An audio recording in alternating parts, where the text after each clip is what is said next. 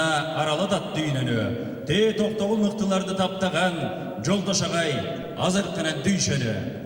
Токтогул районунун толук орто мектебинин директору Жолдошбек Акимжанов мектепти гүл бакчага айлантып, мугалимдерге эмгек шартын түзгөндөн сырткары мектеп базасында уй, кой, жылкылардан куралган өздүк чарба уюштурган.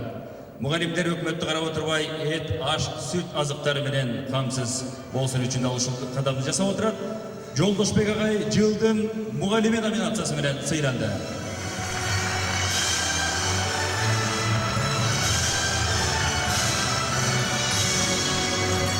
Ысык көлдө чаалыкпаган барысын, ыйык сактап атамекен согушун, Корумдуга тургузулуп эстелик Таалаяга орундатты мүдөөсүн.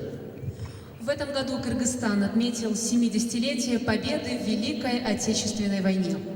В далеком селе Курунду Тюбского района Иссыкульской области до этого никогда не было памятника участникам войны.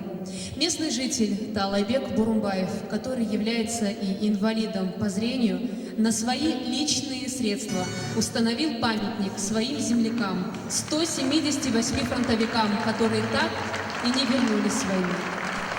Таалайбек Бурумбаев награждается в номинации «Настоящий патриот года». Жана бул замандаштарыбызга сыйлыкты тапшыруу үчүн алдыңыздарга Кыргыз Республикасынын Жогорку Кеңешинин төрагасынын орун басары Мамырова Бөдөш Аманбаевнаны чакырабыз.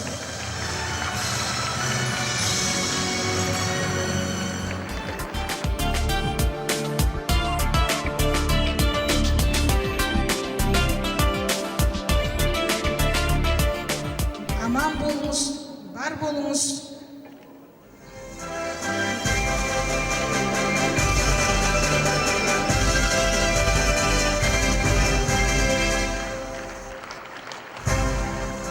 Жаратмандык мененіңіз менен коллективіңіз үзгүлтүп жүрө бериңиз. Ошол сыйлыкты ар бир караган сайын Муктардын мен эткен тийиштин эсиңизге алып туруңуз.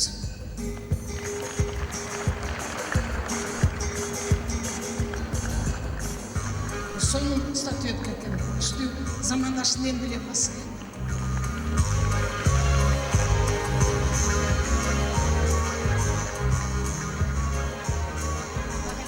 Колуңузга кармаңыз. Аплодисменты, уважаемые дамы и господа.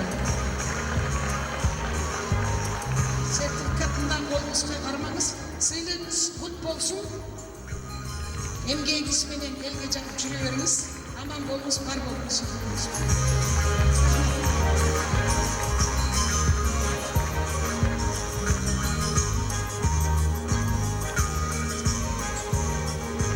Спасибо. Рахмат, билдиребиз. Сыйлыгыңыздар кут болсун. Дагы игиликтер күтөбүз сиздерден.